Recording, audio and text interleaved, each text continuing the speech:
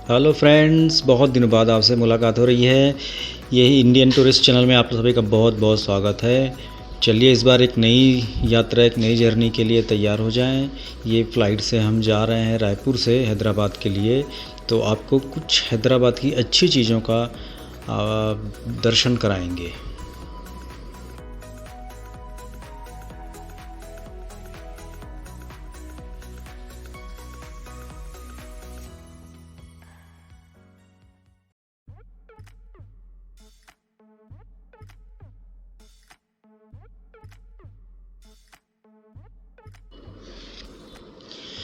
Okay दोस्तों, देखिए आ गया हमारा ब्रेकफास्ट, आ गया फ़्लाइट में। इसको हम अभी लेंगे। अभी कुछ ही देर में, बहुत ही जल्दी हम हैदराबाद पहुंच गए। ओके, ये हैदराबाद की सड़कें हैं दोस्तों। देखो कितना साफ़ सुथरा और क्लीन है, हर तरफ ग्रीनरी है। ये देख के मुझे बहुत ही खुशी हुई कि हैदराबाद, मैं वैसे तो पहली बार ही आ रहा हूँ। और ये यहाँ हैदराबाद के मुख्यमंत्री का घर है और ऑफिस भी है। और ये अग्रसेन चौक है दोस्तों, वहीं पे एक अग्रसेन चौक भी है। तो मुझे बहुत अच्छा लगा अग्रसेन महाराज का एक मूर्ति वहाँ पे देख के, तो उसको मैं कैप्चर किया। ये देखिए दोस्तों, बीच में कितनी खूबसूरत खूबसूरत पेड़ लगे हैं, घास लगी है, और उसका कितना अच्छे से मेंटेनेंस हो रहा है। सड़कें देख लीजिए, ऐसा लगेगा कि वाकई में कि आप बाहर किसी दूसरे देश में हैं। इस चीज़ का तो अप्रिशिएट करना ही पड़ेगा। ये ऊपर से मेट्रो जाती है वहाँ पे। ये मेट्रो से आप कहीं भी हैदराबाद में जा सकते हैं। इतना अच्छा मेट्रो का जाल बिछा हुआ है हैदराबाद में। मैं भी बहुत बार मेट्रो का यूज़ किया। और दूसरी एक चीज़ और अच्छी है, यहाँ पे टैक्सी की ज़रूरत नहीं है आपको। अगर आपको यात्रा करनी है शहर के अंदर में, तो आप रैपिडो या ओला, ये किसी से भी आप एक बार उनको ऐप डाउनलोड करके बुला सकते हैं, बहुत जल्दी आ जाते हैं। दोस्तों अभी हम हैदराबाद के सबसे मशहूर जगह, जिसके नाम से वो फेमस है, चार मीनार। जी हाँ दोस्तों, चार मीनार देखने जा रहे हैं। तो आइए, ये हैदराबाद का अभी पुराने हैदराबाद में हम एंटर कर रहे हैं। तो देखिए, पुराना हैदराबाद अभी भी वैसे ही है जैसे पहले था। बहुत क्लीन तो नहीं बोल सकता, पर हर जगह दुकानें लगी हैं। चढ़ने की जो फुटपाथ बने रहती है, वहाँ पे ही दुकान बना रहता है, जैसे कि आम शहरों पे होता है। ये देखिए, यहाँ से हम रैपिडो को छोड़ के अब पैदल जाएंगे। हम पैदल जा रहे हैं चार मीनार की तरफ। यहाँ पे सड़क के किनारे किनारे बहुत सारी चीज़ें मिलती हैं, जिसे आप पसंद आए तो ख़रीद सकते हैं। ये हमें मोती की माला ऑफ़र कर रहे थे, जिसको ख़रीदने की, सही बताया, मुझे बिल्कुल भी मन नहीं था।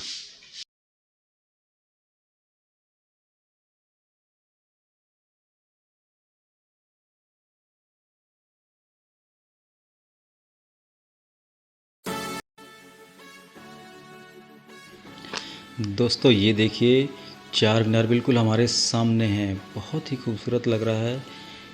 देखिए इनकी कैसे चारों मीनारें बिल्कुल अद्भुत लग रही हैं। इसको बनाया भी बहुत ही धैर्य से किया है। इसकी खूबसूरती वाकई में ताजमहल से कम नहीं लग रही है।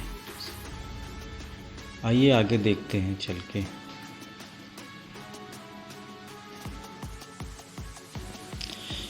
दोस्तों चार मीनार के राइट साइड शिव भगवान की मंदिर भी है, वहाँ भी ज़रूर जाइएगा। अब चार मीनार के बारे में आपको बता दूं कि ये 1518 ईस्वी के आसपास इसको बनाया गया था। इसके बनाने वाले चौथे राजा अपने वंश के मोहम्मद क्वाली, जो कि हैदराबाद शहर को भी बसाया था। हैदराबाद का नाम भाग्यनगर इन्हीं के द्वारा रखा गया था, क्योंकि इनकी जो हिंदू रानी थी भाग्यमती, उनके नाम से ये बनाया गया था। देखिए यहाँ पे बहुत ही सुंदर सुंदर एक कलाकृति वाली चूड़ियाँ मिलती हैं। और ये ख़ास हैदराबाद की एक पहचान भी है। तो जब भी जाएं तो अपने बहनों के लिए, माताओं के लिए, अपने घर की महिलाओं के लिए ज़रूर लेके आएं।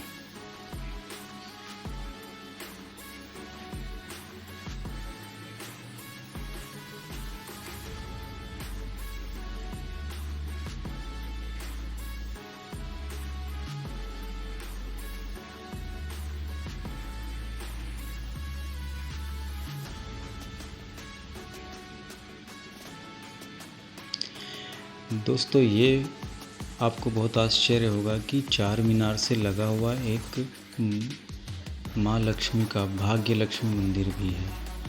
तो ये भाग्य लक्ष्मी मंदिर बहुत ही पुराना मंदिर है। इसमें माता लक्ष्मी की मूर्ति है, जिसमें रोज़ काफ़ी लोग आके दर्शन करते हैं।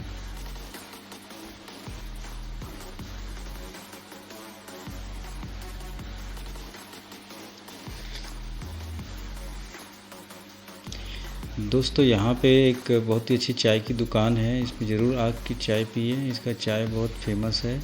एक बेकरी है एक्चुअली में, तो इस बेकरी में आइए। ये राइट साइड में रहता है चार मीनार के।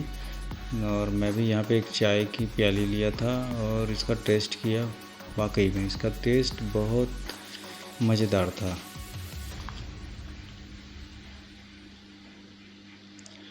अब यहाँ से रैपिडो मंगा लिया हूँ। अब ये रैपिडो में पीछे बैठ के मैं गोलकुंडा की तरफ जाऊँगा।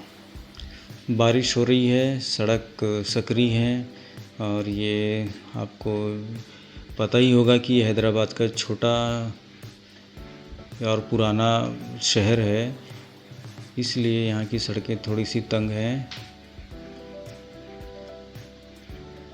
थोड़ी गंदगी भी है इधर। देखिए, छोटी छोटी गलियों से लेके मुझे भाई साहब ले जा रहे हैं गोलकुंडा की किला की तरफ।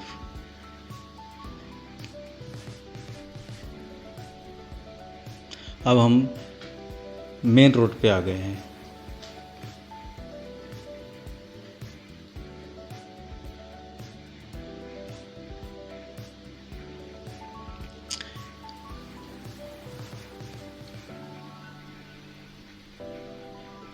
ये गोलकुंडा के किला के बहुत नज़दीक पहुंच गए हैं। किला की शुरुआत हो चुकी है। ये जो घर दिख रहे हैं, ध्यान से देखिएगा, इसमें ऑलरेडी किला के अंदर घर बना लिए हैं। यहाँ के लोगों ने जो किला, पुरानी किला की जो दीवारें थी या कंस्ट्रक्शन था, उसी में ही ये लोग अपना घर बना के रहने लगे हैं। तो ये ध्यान से देखिए, ये सब चीज़ें आपको दिखेंगी। ये देखिए, अभी भी ये दीवारें, ये मजबूत पत्थरों की दीवारें दिख रही हैं। पता नहीं क्यों गवर्नमेंट इसको रोक नहीं पाई और ये पूरा का पूरा अतिक्रमण हो चुका है। ये भाई साहब, अब इनसे विदा होने का समय आ गया है।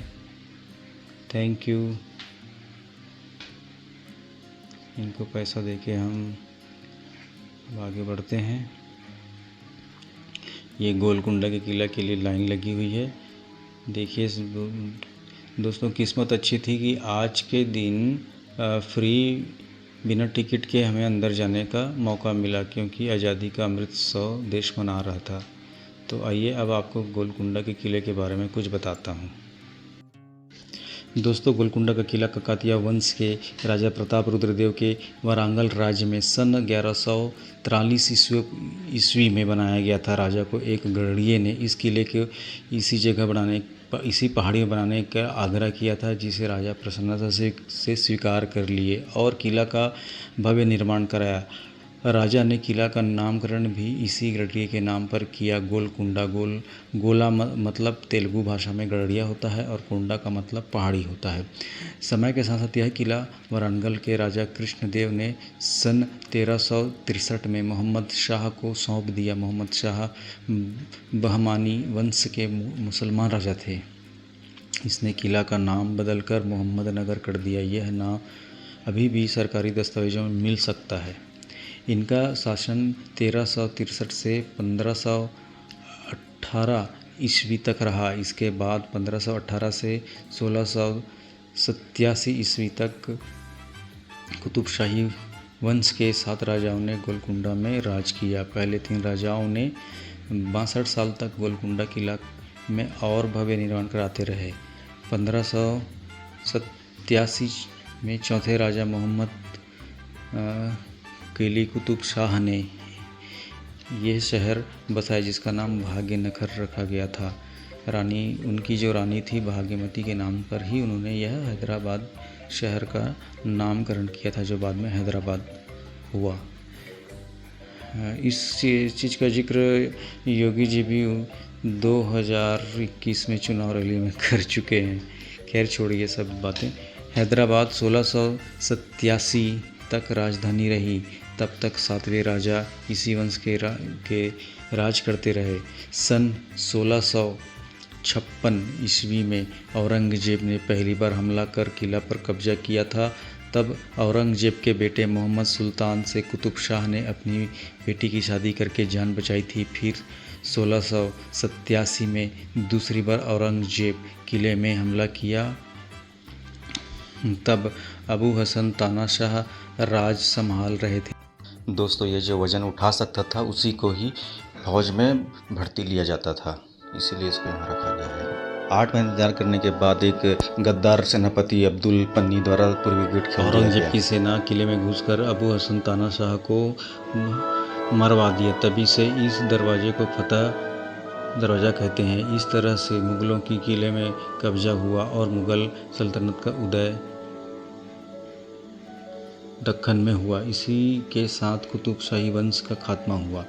मुग़लों के शासन में 1725 में निज़ामुल मुल्क आशिक जहाँ को गवर्नर के पद पर तैनात किया गया था, पर 1737 में मुग़लों की पकड़ सत्ता में कमज़ोर हो गई। तब निज़ामुल स्वतंत्र राजा बन गए और इन्हीं की 7 पीढ़ी राज करती रही। आखिरी नवाब मीर ओसाम अली खान 1947 तक शासन किया। फिर स्वतंत्र भारत में इस राज्य का विलय हो गया। दोस्तों, आपने कोहिनूर हीरे के बारे में ज़रूर सुना होगा, तो आइए आपको इसके इतिहास में ले चलते हैं जो इस शहर से जुड़ा हुआ है। यह हीरा सुल्तान अब्दुल्लाह कुतुब शाह के समय में कोलोर नामक स्थान, जो कि कृष्णा नदी के किनारे स्थित है, पर मिला, जिसे एक विद्रोही मोहम्मद सैयद मीर जुमला, जो मुग़लों के खेमे में शामिल हुआ था, ने 1656 में शाह-ए-जहाँ को उपहार स्वरूप दिया। सन 1739 में मोहम्मद शाह के समय दिल्ली में नादिर शाह द्वारा कत्लेआम मचाया गया और यह हीरा वो लूट के ईरान पहुंचा दिया। वहां से 1749 में पंजाब के महाराजा रणजीत सिंह के पास फिर वापस भारत आया। सन 1852 में यह हीरा राजा दिलीप सिंह, जो कि महाराजा रणजीत सिंह के सबसे छोटे बेटे थे, से अंग्रेज़ों ने ज़बरदस्ती उनसे एक एग्रीमेंट साइन करवा के ले लिया और उसे इंग्लैंड की रानी विक्टोरिया को सौंप दिया। राजा दिलीप सिंह का बचपन इंग्लैंड में ही बीता, क्योंकि राजा रणजीत सिंह के बाद उसके सारे बेटों का कत्ल कर दिया गया था और रानी को भी बंदी बना लिया गया था। गोलकुंडा हीरो के मार्केट के लिए बहुत ही प्रसिद्ध था। यहाँ बहुत तरह तरह के हीरे का व्यापार हुआ करता था।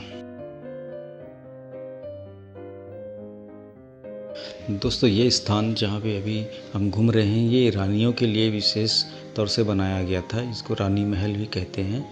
यहाँ रानियाँ रहती थी।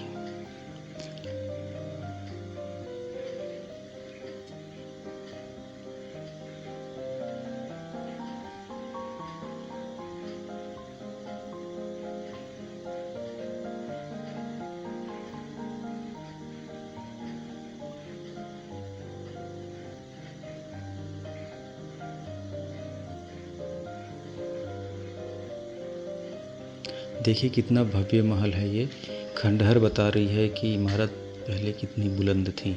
ये इसके बाहर निकलते ही हमें एक बहुत बड़ा एक तरह से खुला आंगन सा मिलता है जहाँ पे बीचों बीच एक फव्वारा भी बना हुआ है। देखिए कितना पुराना फव्वारा अभी भी, और इसमें पानी की व्यवस्था थी जो कि अभी पता नहीं चलता है कि नहीं चलता है।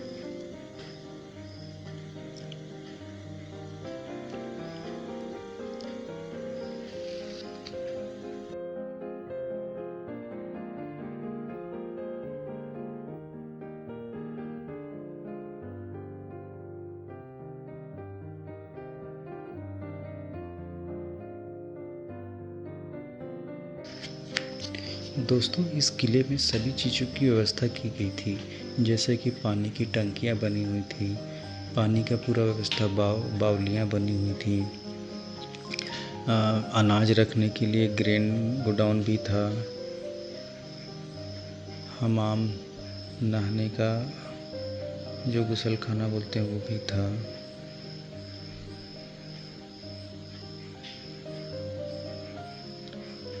मतलब इस किले को एक शानदार, एक अभी के जैसे मॉल बोलते हैं ना, मॉल बोल सकते हैं, सब कुछ था इसमें।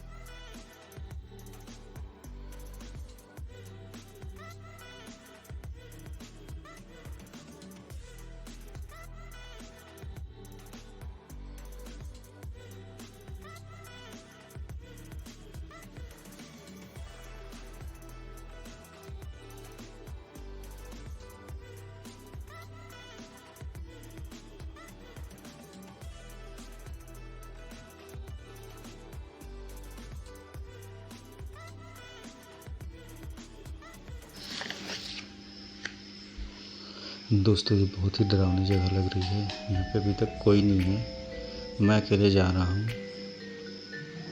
देखते हैं ये सुरंगनुमा जो स्ट्रक्चर है कहाँ खुलता है।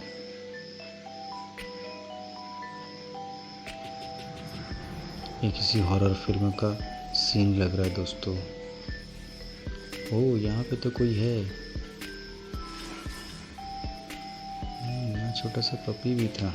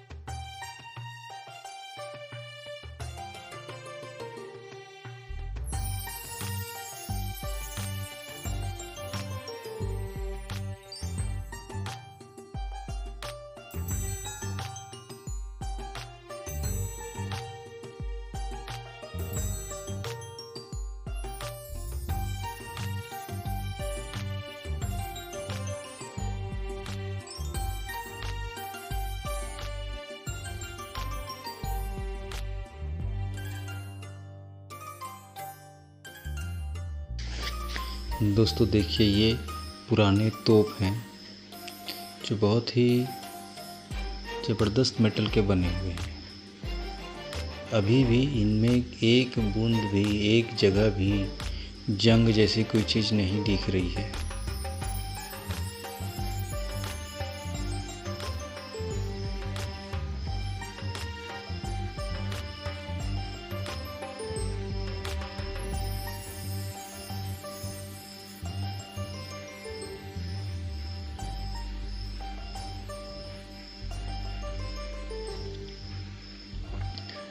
दोस्तों आपको देख के एक बहुत ही मज़ेदार चीज़ें दिखाता हूँ, बहुत हैरानी होगी। देखिए इस तोप में एक कटने का एक निशान भी दिख रहा है, तो ये जो निशान है ये काटा गया है। ये चोरी के पर्पज़ से यहाँ पे लोग इसको काट के ले जाने की कोशिश कर रहे थे। क्योंकि इसका आगे का भाग ऑलरेडी कटा हुआ है, काट के चोरी करके ले जा चुके हैं। महान महान चोर होते हैं इस देश में।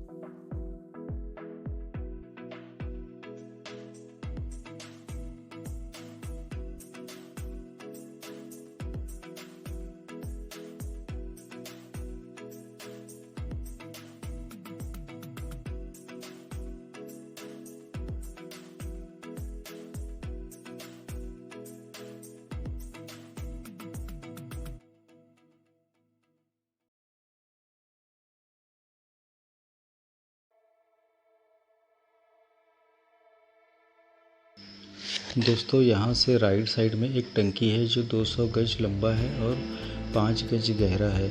ये एक स्विमिंग पूल की तरह यूज़ होता था, जैसे जिस पर राजा बोटिंग का मज़ा लेते थे। और अगर वेस्टर्न गेट पर, जिसे बाल हिसार कहते हैं, वहाँ से ताली बजे तो ये आवाज़ यहाँ तक आती थी इको होके।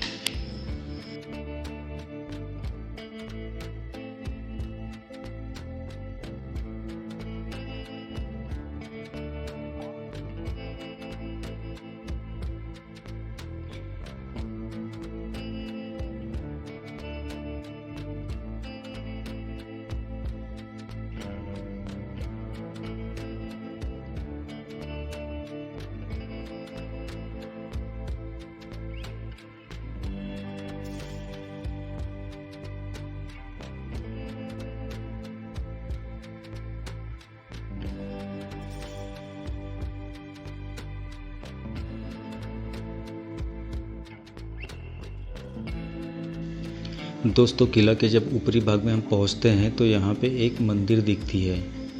ये इल्लमा देवी की मंदिर है। ये मंदिर को मंत्री मदन्ना और अकन्ना के समय, जब राजा अबुल हसन तानाशाह के शासनकाल में ही बनवाया गया था। यहाँ पर माँ दुर्गा और काली की मूर्ति स्थापित है। यहाँ हर नवरात्र में मेला लगता है।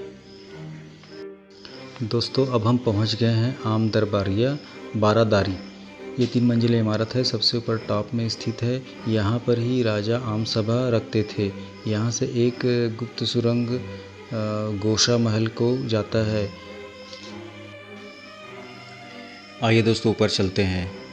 ऊपर का नज़ारा बहुत ही खूबसूरत रहेगा, ये मुझे यकीन है, क्योंकि ऊपर जो छत है, ये छत 400 फीट खुली जगह पे बनी हुई है और यहाँ से आप 30 मील तक आराम से देख सकते हैं। इसकी ऊंचाई समुद्र तट से 2000 फीट ऊंचाई पर स्थित है। यहाँ से पूरे हैदराबाद शहर का नज़ारा आप चारों तरफ घूम के देख सकते हैं। यहाँ से कहते हैं कि 4 मीनार भी दिखता है, मक्का मस्जिद भी दिखता है, पर हमें तो नहीं दिख रहा है। बट हाँ, यहाँ से आप हैदराबाद की सारी बड़ी बिल्डिंगें देख सकते हैं।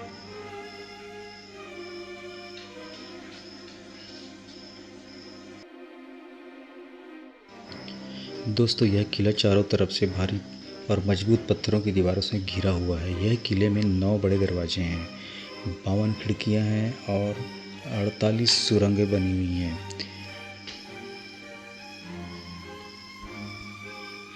सत्तासी बुर्ज हैं और सभी में तोपें तैनात थीं। इसमें पेटला बुर्ज, मूसा बुर्ज, मजनू बुर्ज प्रसिद्ध हैं।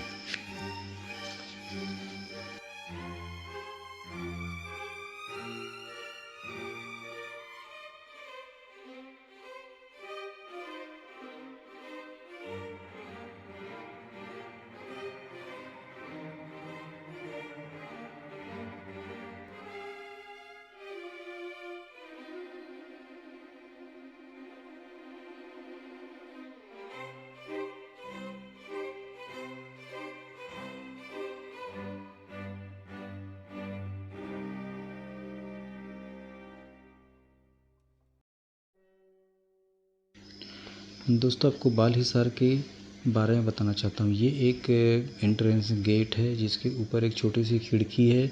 जब अगर शत्रु आक्रमण करते थे तो इस खिड़की के ऊपर से गेट के नीचे खड़े शत्रुओं के ऊपर गर्म तेल या लेड डाला जाता था।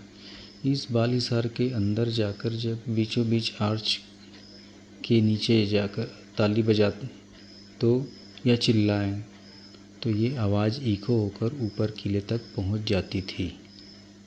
ये वही जगह है, यहीं से अगर ताली बजाएं तो ये आवाज़ किसी तरह से इको होकर ऊपर तक पहुंचती थी, जिसे एक संकेत भी दिया जाता था।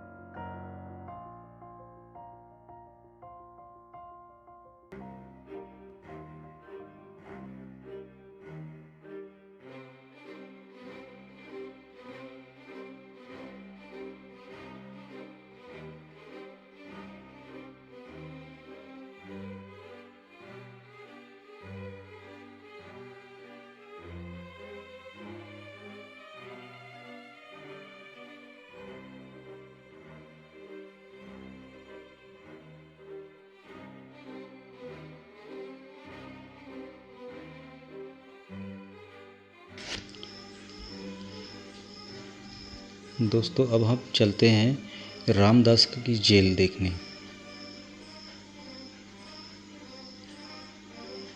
कांचेरला गोपन्ना को भक्त रामदास के नाम से भी जाना जाता है।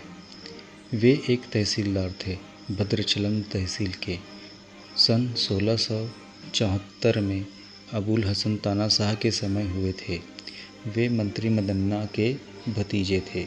रामदास भगवान राम के बहुत बड़े भक्त थे और भद्राचलन में राम मंदिर बनाने के लिए खजाने से पैसा चोरी किए और पकड़े गए। फिर उनको इसी जेल में डाल दिया गया। जेल में रहने के दौरान वो यहाँ पे ही ऊपरी भाग में, इस कमरे के ऊपरी भाग में ही भगवान हनुमान का, भगवान राम और लक्ष्मण का और नवग्रहों की प्रतिमा यहाँ पे दीवार पे ही बना दिए और यहीं पे पूजा किया करते थे। ये अभी भी दिख रहा है। अभी भी रामनवमी के दिन यहाँ पे पूजा और मेला लगता है। ये उसका ऊपरी भाग है।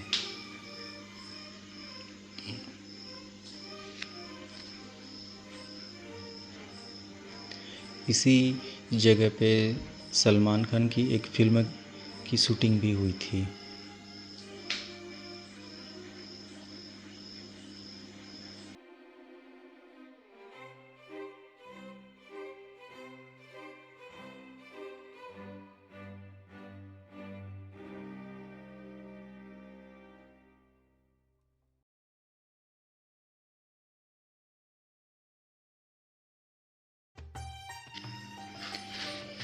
तो दोस्तों ये था हैदराबाद में स्थित गोलकुंडा किले के बारे में सारी जानकारी। मैं कोशिश किया कि जितना जानकारी इकट्ठा कर सकूं आप लोगों को दूं, उतना किया। अब आप लोगों को ये कितना पसंद आया ये मुझे नहीं पता, पर दोस्तों लाइक और शेयर ज़रूर कीजिएगा और सब्सक्राइब अपने दोस्तों को भी करवाइए। मैं इसी तरह अपने अंदाज में कुछ नए और अच्छी जगहों के बारे में बताऊंगा। धन्यवाद। Bye bye.